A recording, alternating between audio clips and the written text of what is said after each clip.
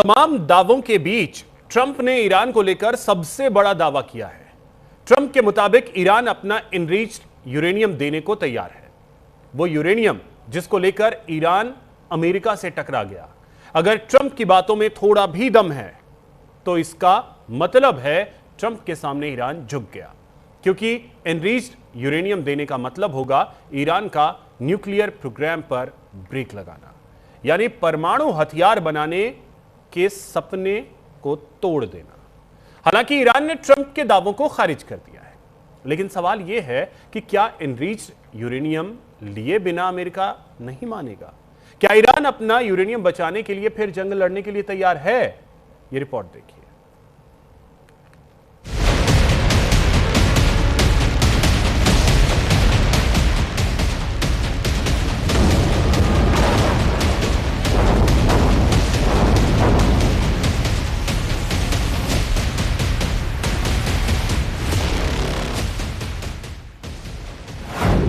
क्या ईरान अब परमाणु हथियार नहीं बनाएगा?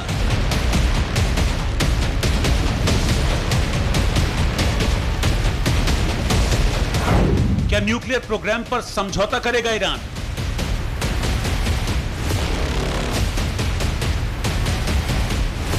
क्या अमेरिका की शर्तों को ईरान मान लेगा?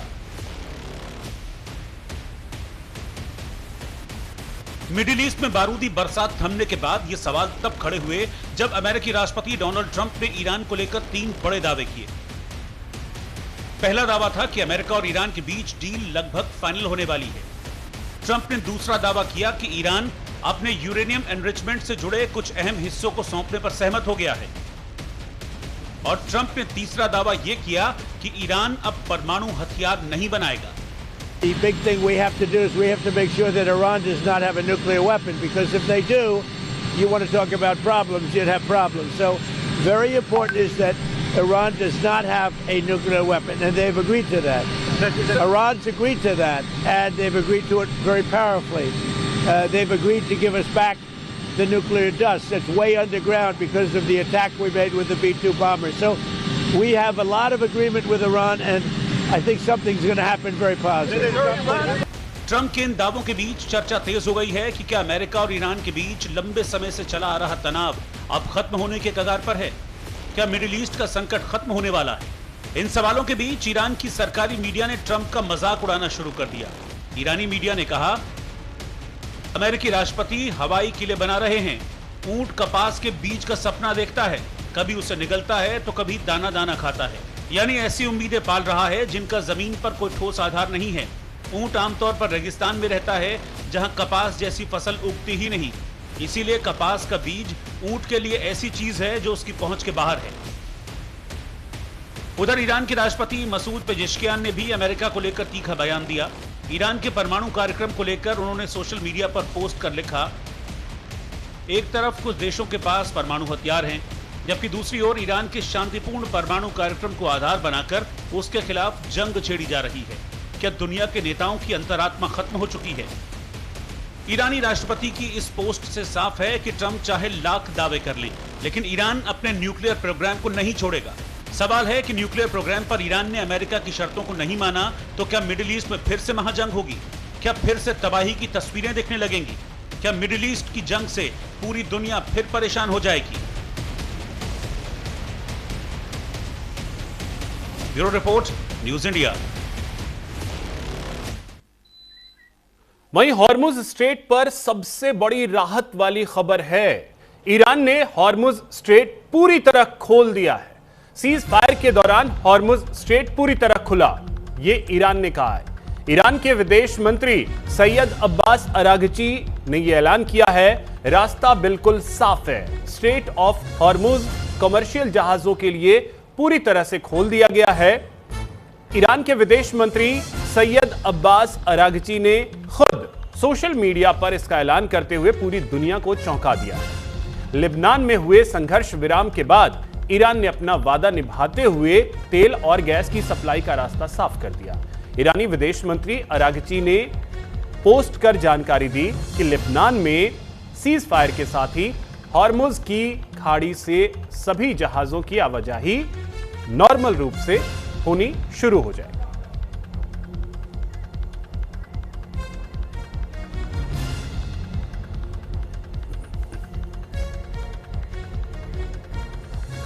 चलिए इसी पे चर्चा करेंगे। हमारे साथ कई खास मेहमान हैं, परिचय करवा दूं। हमारे साथ major general retired Brajesh Kumar ji हैं, डिफेंस एक्सपर्ट हैं। ब्रजेश सर, बहुत स्वागत आपका। हमारे साथ प्रोफेसर मनोज कुमार हैं, विदेश मामलों के जानकार हैं। मनोज सर, बहुत स्वागत आपका। हमारे साथ group captain retired UK Devnath ji हैं, डिफेंस एक्सपर्ट हैं। सर, बहुत स्वागत आपका। हमारे साथ डॉक्टर धीरज कौल जी हैं, जियो पॉलिटिकल एक्सपर्ट हैं। धीरज सर, बहुत स्वागत आपका भी न्यूज इंडिया पर। सर, आप सभी से पहले एक कमेंट मैं इस चीज पे लेना चाहूंगा कि अचानक से ईरान ने पोस्ट करके अरागची ने यह जानकारी दे दी कि हॉर्मुज अब पूरी तरीके से खुल चुका है। इसके मायने क्या है? ब्रजेश सर, आपसे कमेंट की शुरुआत करेंगे। ब्रजेश सर। अभिषेक जी, पहले तो सब दर्शकों को और को पैनलिस्ट को जय हिंद और नमस्कार। जय हिंद सर। इस वॉर जो चल रहा है बहुत ही पेचीदा रहा है। उसमें कोई भी खबर जो अच्छी आती है तो बड़ा अच्छा लगता है, बिल्कुल। खासकर हॉर्मुज स्ट्रेट के बारे में, जिसके ऊपर इलीगल कंट्रोल की वजह से पूरी दुनिया में त्राही त्राही मची हुई है और जिसके इकोनॉमिक जो परिणाम है वो बहुत ही घातकी हो सकते हैं, बहुत ही डेंजरस हो सकते हैं। तो इस सब के माहौल में ये बहुत अच्छी खबर है। अब ये खबर अभी क्यों आई है, उसे उनका क्या मतलब था, ये थोड़ा पेचीदा है। इसके ऊपर हम लोग बातचीत कर सकते। क्या लेबनान में सीज फायर?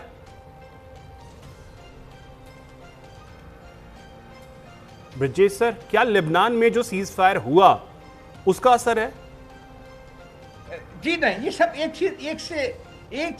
एक से दूसरी जुड़ी हुई चीजें हैं। अगर देखेंगे तो इस जो मामले, जो लड़ाई चल रही है ईरान और अमेरिका के बीच में 1979 से है, जबकि रेजा शाह पहलवी का तख्ता पलट गया और यहाँ पे कट्टरपंथी का राज चलता है। दूसरी, इजराइल और ईरान भी किस जमाने में दोस्त हुआ, बिल्कुल। उनके आपस में न्यूक्लियर कोऑपरेशन का प्रोग्राम था।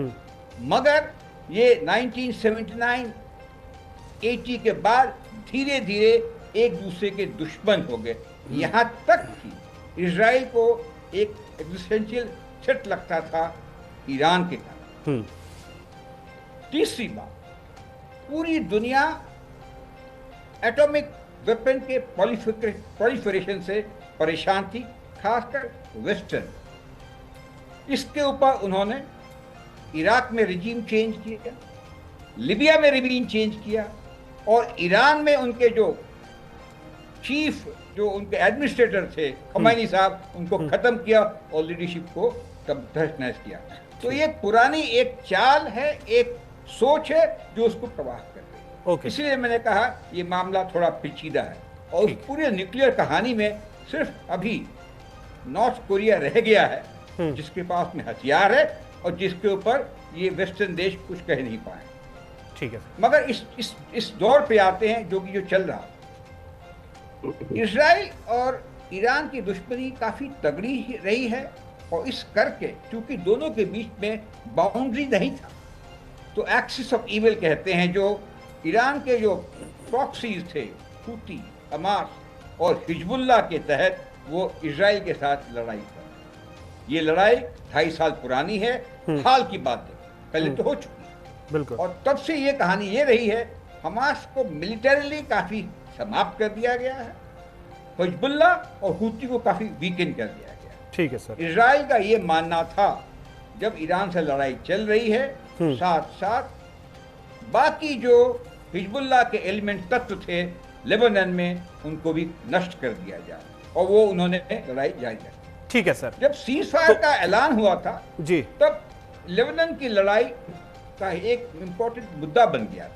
ईरान ने कहा और पाकिस्तान जो मध्यस्थता करता उसने बताया लेबनान में भी सीज फायर होना चाहिए था, मगर इजराइल के विचार अलग थे, ट्रंप साहब के विचार अलग थे। तो ठीक है। 4-5 दिन लग गए, जबकि 2-4-5 दिन बाद तो उस पे भी बात हो गई और अब पाबंदी लग गई। और अभी ये है कि वो दोनों बातचीत, अमेरिका की मध्यस्थता में इजराइल और लेबनान बात कर रहे हैं, बातचीत भी कर देवनाथ सर, क्या यही कारण था लेबनान में जो सीज फायर का ऐलान खुद डोनाल्ड ट्रंप ने किया कि ईरान और इजराइल के बीच सीज फायर है अगले 10 दिनों तक के लिए। क्या उसी का असर है कि हम देख रहे हैं कि चलो अच्छी खबर आई, जैसा सर ने भी कहा कि अच्छी खबर आती है तो सुकून मिलता है, तो हॉर्मुज का खुलना क्या वही कारण है?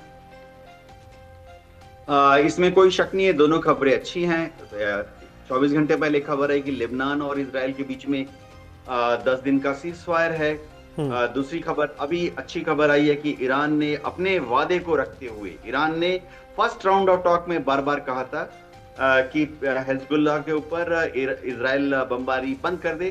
First round of talk Islamabad में इसीलिए निश्चित तरीके से अचानक खत्म हो गई थी बिना किसी कंक्लूजन के, क्योंकि ईरान चाहता था कि हिजबुल्लाह के ऊपर इजराइल बमबारी बंद करे। अब जब इजराइल ने हिजबुल्लाह पर बमबारी बंद की हुई है 10 दिन के लिए, ईरान ने अपनी तरफ से स्ट्रेट ऑफ हॉर्मुज को खोल दिया है।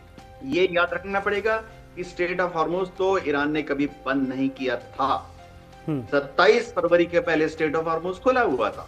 ये तो जब अमेरिका ने ईरान के ऊपर एक जबरदस्त हमला किया इजराइल से मिलकर और उनके सुप्रीम लीडर आयतुल्लाह अली खamenei को मार डाला, मैं इस शब्द को एम्फेसिस के साथ इस्तेमाल कर रहा हूँ, आयतुल्लाह अली खamenei का मर्डर कर दिया, तो ईरान को मजबूर होकर, कमजोर मुल्क है, उसके पास और कोई हथियार नहीं है अमेरिका से लड़ने के लिए, तो ईरान को मजबूर होके स्ट्रेट ऑफ हॉर्मुज को बंद करना पड़ा। एक मास्टर स्ट्रोक मैं इसे मानता हूं, क्योंकि कल परसों तक शायद इस्लामाबाद में टॉक्स फिर से चालू हो जाएं और इस बार अमेरिका को बगले झांकनी पड़ेगी, क्योंकि पूरी दुनिया, पूरे गल्फ स्टेट और अमेरिका के मित्र देश खास तौर से अब देख रहे हैं कि स्ट्रेट ऑफ हॉर्मुज को बंद किसने किया हुआ है। Definitely not Iran.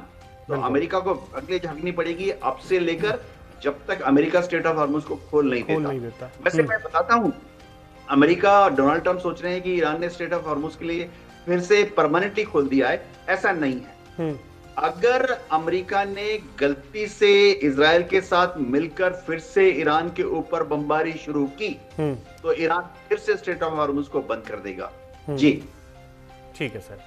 Dheeraj sir, समझना आपसे भी यही चाहेंगे कि क्या यही कारण था, और थोड़ा सा और इसमें एड ऑन करते हुए कि स्ट्रेट ऑफ हॉर्मुज खुलता है, उससे पहले डोनाल्ड ट्रंप ये भी कहते हैं कि ईरान ने एनरिच्ड यूरेनियम जो है वो अमेरिका को देने के लिए तैयार हो गया है, तो इसके क्या मायने?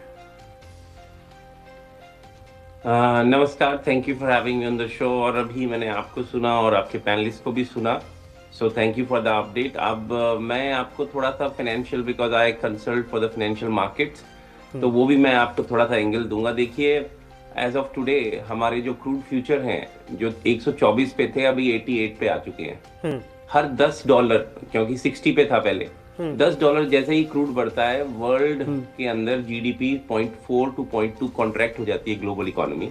डेवलपिंग इकोनॉमीज की उससे भी कहीं ज्यादा, 0.6 to 1.2। तो पूरी दुनिया की अर्थव्यवस्था पे बहुत बड़ा एक तरीके से प्रहार है, और बहुत सारे देशों का इस लड़ाई से दूर दूर तक कोई लेना देना नहीं था, तो उनके घरों में भी आंच आ रही थी। नाउ जो हरमुज है, हम सब जानते हैं नेचुरल वाटरवे है, और according to international maritime law इसके ऊपर हर देश का एक तरीके से अधिकार है कि वो अपना ट्रेड इस पे फ्रीली कर सके।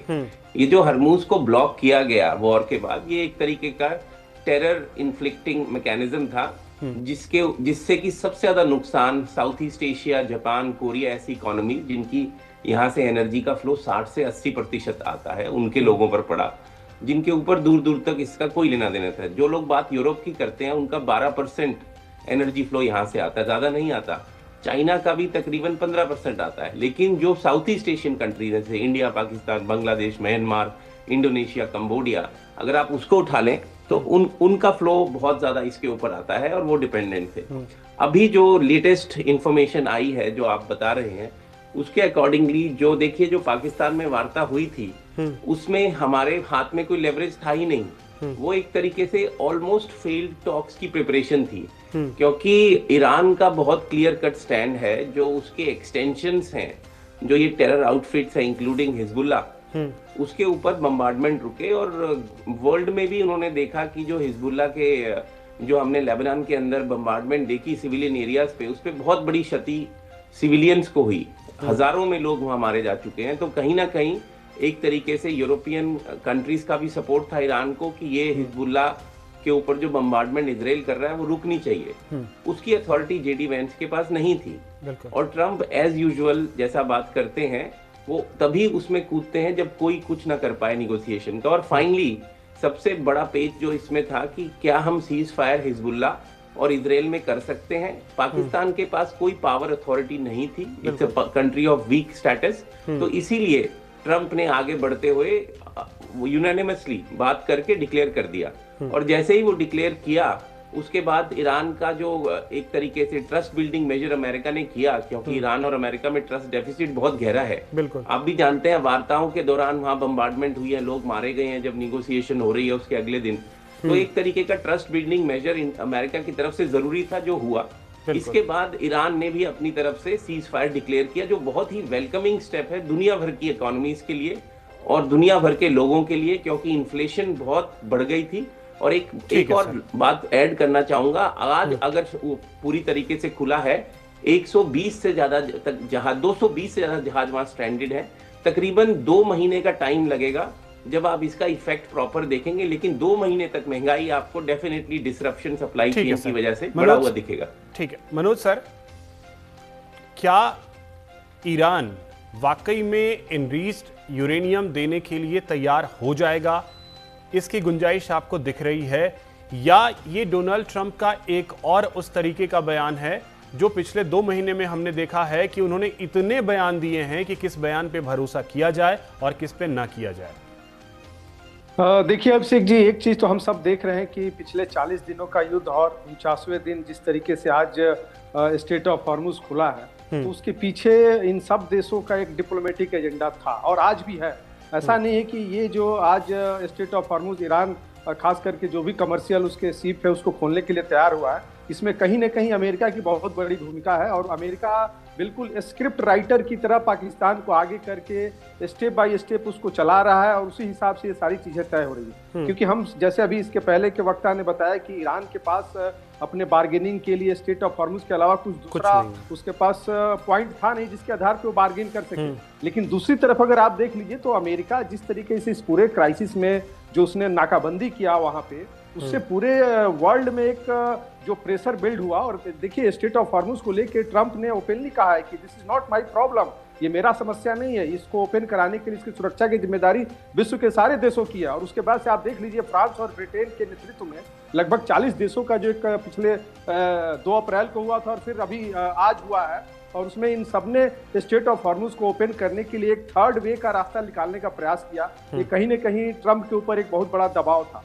दूसरा जो सबसे इंपॉर्टेंट है कि लेबनान में जिस तरीके से इजराइल अटैक करते जा रहा था, और देखिए ये चीजें रुकने वाली नहीं है। और आप समझ सकते हैं कि नेतन्याहू ने की आखिर ऊपर किस तरीके से ट्रंप ने प्रेशर बनाया होगा, जिसके चलते उन्होंने उस पर वार्ता के लिए तैयार हुए और एक तरीके से उन्होंने जो युद्ध जो चल रहा था उसको रोकने के लिए उसमें कदम बढ़ाया, जो 10 दिन का उसने प्रिविलेज दिया। तो मेरा ये मानना है कि जिस तरीके से यूरेनियम को लेके, क्योंकि हम सब जानते हैं कि आईएई ने जिस तरीके से रखा है कि 60% उनका इनरिच यूरेनियम है, और वो शायद देखिए यूरेनियम से 2 चीज बन सकते हैं, परमाणु ऊर्जा भी बन सकता है और परमाणु बम भी बन सकता है। लेकिन जिस तरीके से ईरान का ओपनली स्टैंड है इजराइल और अमेरिका के खिलाफ, तो आप समझ सकते हैं कि युद्ध में जाने के पहले अमेरिका और इजराइल का मोटिव यही था कि किसी भी तरीके से हमें उससे यूरेनियम को डिस्ट्रॉय करना है या उसको वहां से हटाना है। तो मुझे लगता है कि आने वाले समय में ये बहुत अच्छा सुखद न्यूज है पूरे विश्व के लिए। लेकिन हमें ये समझना होगा कि अमेरिका की जो डिप्लोमेसी है और खास करके जो सटल डिप्लोमेसी के तहत जो आज पाकिस्तान सर, इसमें थोड़ा सा ये भी समझाइएगा मनोज सर कि अगर अमेरिका या इजराइल का मकसद बस इनरिच्ड यूरेनियम को तबाह करना या ईरान से हटाना था, तो परमाणु बम न बनाने को लेकर के तो 2015 में वो पहले ही अमेरिका के साथ बातचीत कर चुका था, और उससे पीछे हटा कौन? तो वो अमेरिका ही 2018 में, और यही डोनाल्ड ट्रंप पीछे हटते हैं। तो अमेरिका का मेन मकसद तो क्या वही यूरेनियम है? वो भी समझ में नहीं आ रहा है, क्योंकि अमेरिका ने युद्ध में जाने से पहले वहां रिजीम चेंज की बात की थी। देखिए अभिषेक जी, एक चीज तो हमें समझना हो कि ये युद्ध बेसिकली अमेरिका का था नहीं। अगर आप इसको माइन्यूटली अगर स्टडीज कीजिए, और पिछले ट्रंप 2.0 के आने के बाद से जिस प्रकार से टैरिफ को लेके ट्रंप और विशेष करके अमेरिका एक कॉर्नर हुआ, उसमें कहीं न कहीं उस कॉर्नर का फायदा इजराइल ने उठाया। और इजराइल ने जिस तरीके से, हम सब जानते हैं कि एक हिस्टोरिकल कन्फ्लिक्ट है ईरान और इजराइल का, और हम सब जानते हैं कि जिस तरीके से इजराइल ने उनको इस युद्ध में झोंका, और कहीं न कहीं वहाँ पे जो खास करके जो पेंटागन के जो थिंक टैंक के जो उनके डिप्लोमेट्स है, वो उनसे बहुत बड़ी गलती हुई है, और शायद उसी का नतीजा है कि आज पूरे वर्ल्ड से कॉर्नर हो रहे हैं। और इतना ही नहीं, डोमेस्टिक लेवल पे जिस तरीके से ट्रम्प का विरोध हो रहा है, हम सब जानते हैं कि आने वाले समय में जो इलेक्शन है उसका भी इम्पैक्ट पड़ेगा। तो मेरा ये मानना है कि ये युद्ध अमेरिका का था नहीं, लेकिन हम सब जानते हैं कि आज भी उत्कृष्ट ट्रिलियन की इकोनॉमी है, डिफेंस में भी नंबर 1 है। वो चीजें हो सकती हैं, लेकिन बहुत सारी चीजें आगे और भी अमेरिका करेगा, नहीं करेगा ऐसा हो ही नहीं सकता, क्योंकि एक बड़ी जानकारी आ रही है। अमेरिकी राष्ट्रपति ट्रंप का बड़ा ऐलान, हॉर्मुज खुला लेकिन ईरान पर नाकेबंदी जारी रहेगी। नाकाबंदी तब तक रहेगी जब तक डील नहीं हो जाती। अब देखिए, अमेरिका कुछ ना करे ये संभव ही नहीं। नाकाबंदी तब तक जारी रहेगी जब तक डील नहीं हो जाती है, यह कहा है अमेरिकी राष्ट्रपति ने। ब्रजेश सर आपके पास आ रहे हैं और समझना आप यही चाहेंगे कि देखिए, ईरान ने तो ठीक है हॉर्मुज खोल दिया, अब अमेरिका कह रहा है कि ठीक है हॉर्मुज ईरान ने खोल दिया है, लेकिन ईरान की नाकेबंदी हमारी जारी रहेगी। मतलब उकसाते रहिए आप।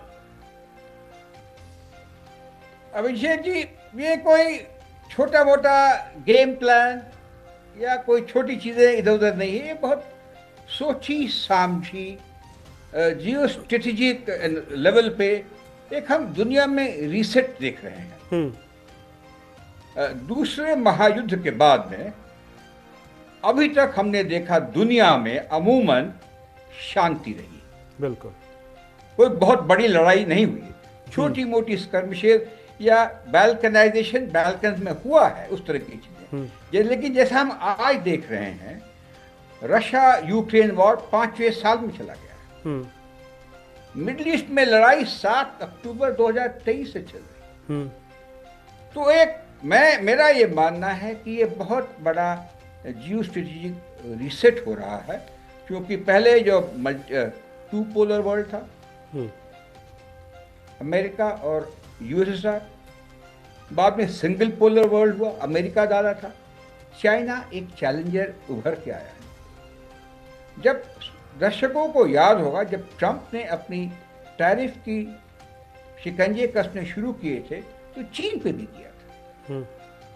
चीन ने रेयर अर्थ के माध्यम से मजबूर किया अमेरिका को कि वो टैरिफ के मामले में उनको तंग ना करे, अमेरिका को मानना पड़े, क्योंकि उसके लीवर्स ऑफ पावर चीन के पास।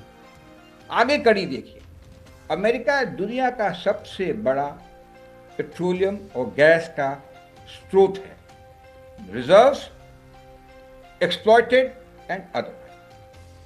दूसरा बड़ा स्रोत रहा है रशिया, और तीसरा था वेनेजुएला। वेनेजुएला जो रशिया और यूएस और चीन के साथ उसके बड़े अच्छे संबंध थे। वहां पे 6-8 दिन में रेजिम परिवर्तन करके वो उसने कब्जा कर लिया।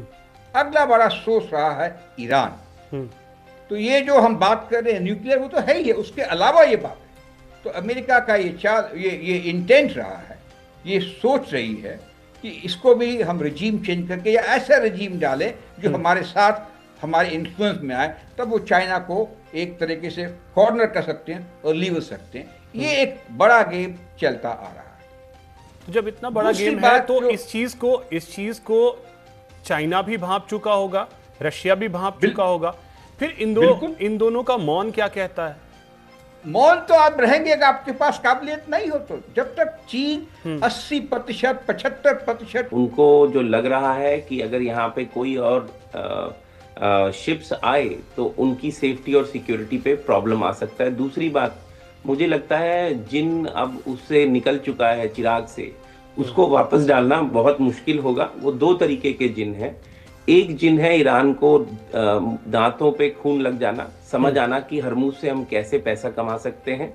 $350 बिलियन का एस्टिमेट है एज ऑफ लास्ट वीक। इस वीक का एस्टिमेट सैटरडे को आएगा हमारी फाइनेंशियल मार्केट्स में, जो एंटिसिपेटेड है कि ईरान के ऊपर नुकसान हुआ है इस लड़ाई से। इंफ्रास्ट्रक्चर, आर्मी, नेवी, जो भी आप उठा लीजिए, और यूएस का तकरीबन 30 to 40 बिलियन डॉलर हमारा हुआ है, जिसमें एम्यूनेशन भी है, बेसिस के ऊपर जो डिस्ट्रक्शन हुआ है वो एक बहुत बड़ी इशू है।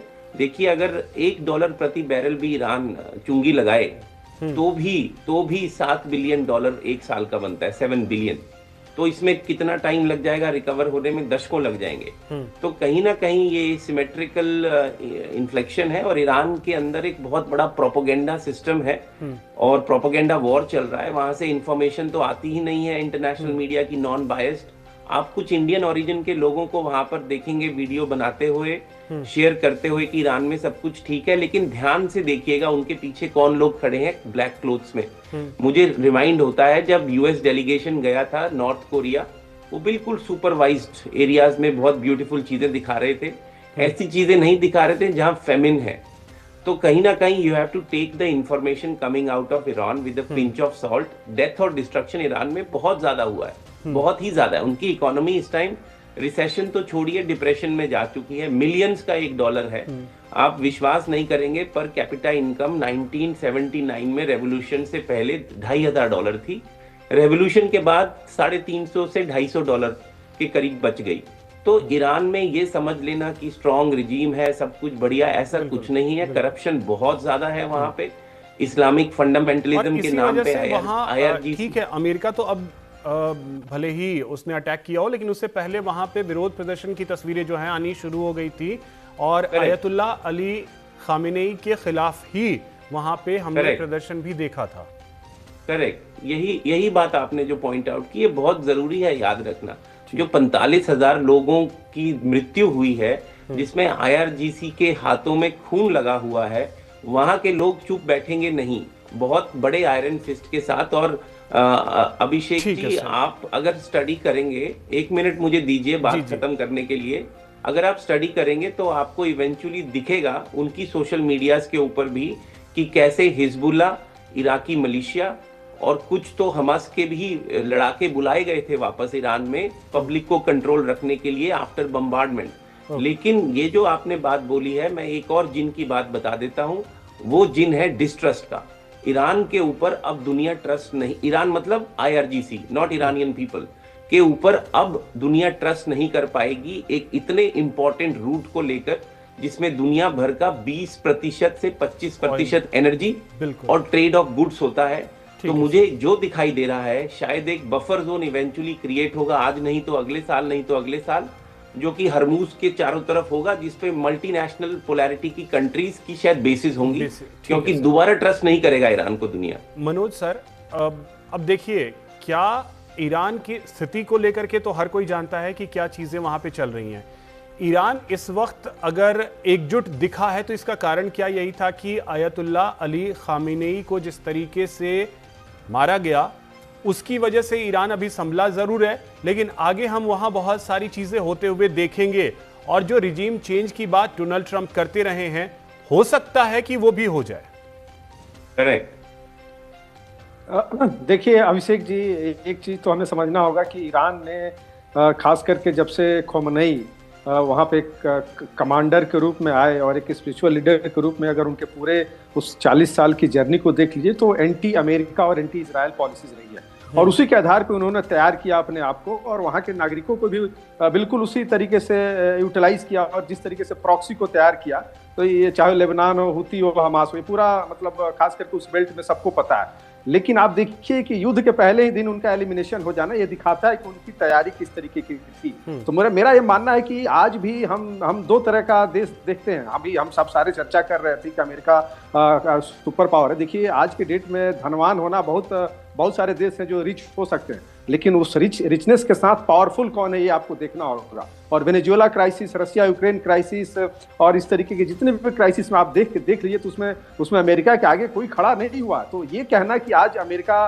ठीक है, ट्रंप की नीति कुछ ऐसी रही जिसके चलते उनका जो एक खास करके जो अप्रूवल रेट है, जो उनका एक परसेप्शन है, वो अंतर्राष्ट्रीय राजनीति में डिटोरिएट किया है, लेकिन अगर हम डिफेंस को देख ले तो कहीं से भी कमजोर नहीं है। नंबर 2, अभी जिस तरीके से ईरान, चूंकि ईरान स्ट्रेट ऑफ हॉर्मुज को एक इकोनॉमिक वेपन के रूप में यूज कर रहा है, क्योंकि उसके पास अब खोने के लिए कुछ बचा नहीं है, उसके पास सिर्फ स्ट्रेट ऑफ हॉर्मुज है जिसके माध्यम से ही वो सारी चीजों को फिर से अपनी पटरी पर ला सकता है। जैसा कि अभी हमारे पूर्व के एक्सपर्ट जो बता रहे थे कि उसकी इकोनॉमी बहुत बुरी स्थिति में है, और खास करके आईआरजीसी का जिस तरीके से परसेप्शन पूरे वैश्विक जगत में बना है, उससे वापस पाना मुझे लगता है कि अब संभव नहीं दिखता है, क्योंकि आज जिस तरीके से पूरे विश्व में उस स्ट्रेट ऑफ हॉर्मुज ने एक आर्थिक अव्यवस्था पैदा की है, और उसके चलते यूरोप हो या साउथ एशिया के रीजन हो या जितने भी जो देश है साउथ ईस्ट एशिया को, सब में कहीं ना कहीं इसका इम्पैक्ट दिखा।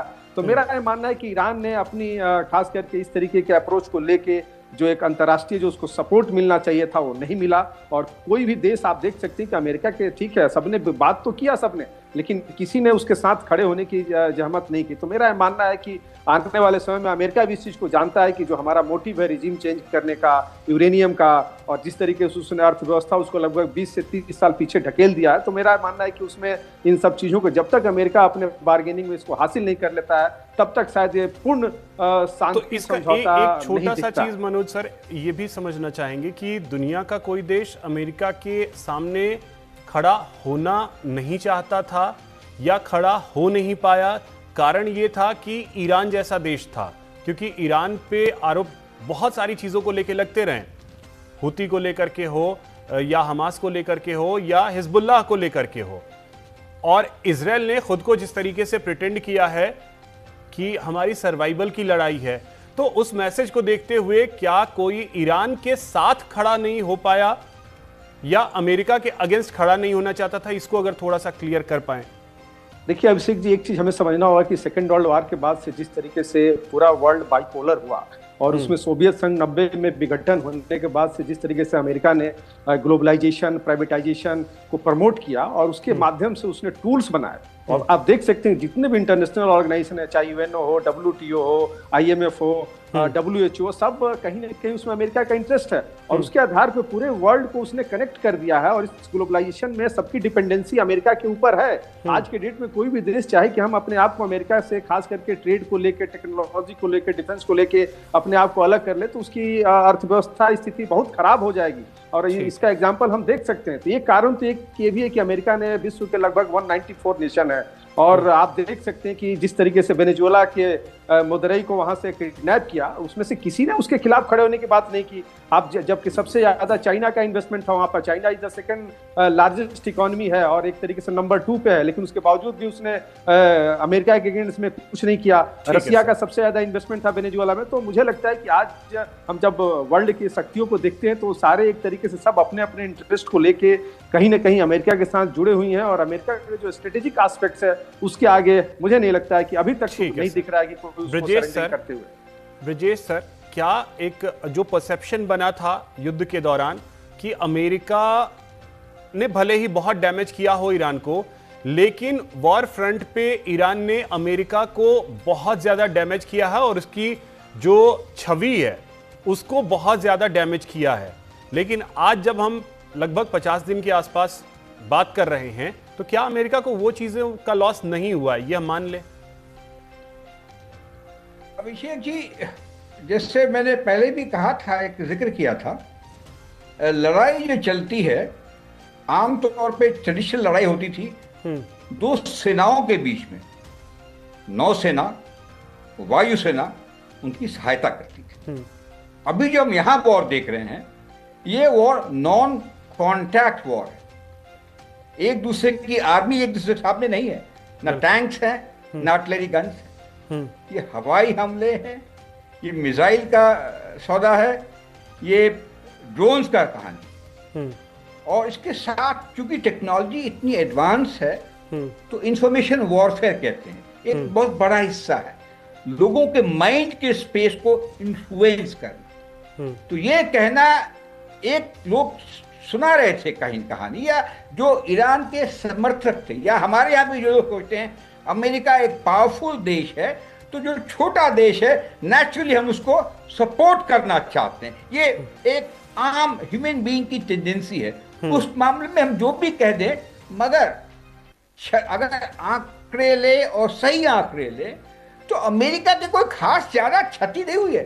हाँ, 20 बिलियन या 30 बिलियन हम लोग के लिए शायद बहुत ज्यादा है, लेकिन अमेरिका के लिए कंट्री जिसकी जो क्या कहते हैं एक्सपेंडिचर जो है डिफेंस के ऊपर में अगले 30 जो कंट्रीज हैं उनको मिला करके उससे ज्यादा है, उसके लिए कोई मायने नहीं रखता है। ठीक है। हाँ, छोटा जवाब सर देवनाथ सर के पास अब जा रहे हैं।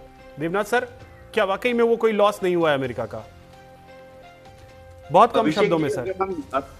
अगर हम मॉनेटरी वैल्यू देखें तो 30 बिलियन या 40 बिलियन का खर्चा अमेरिका का कोई खास खर्चा नहीं है। उनका डिफेंस बजट जो है अभी वो 900 बिलियन डॉलर से बढ़ाकर 1400 बिलियन डॉलर करने जा रहे हैं। डोनाल्ड ट्रंप ने तो 200 बिलियन डॉलर अपने कांग्रेस से मांग लिया। कहें तो अमेरिका को ज्यादा कोई लॉस नहीं हुआ है। हाँ, एक छवि की बात जरूर हो रही थी, उसकी चर्चा आगे कभी फिर करेंगे। वक्त मेरे पास इतना ही है। बहुत शुक्रिया आप सभी का हमारे साथ जुड़ने के लिए और इस चर्चा में शामिल होने के लिए।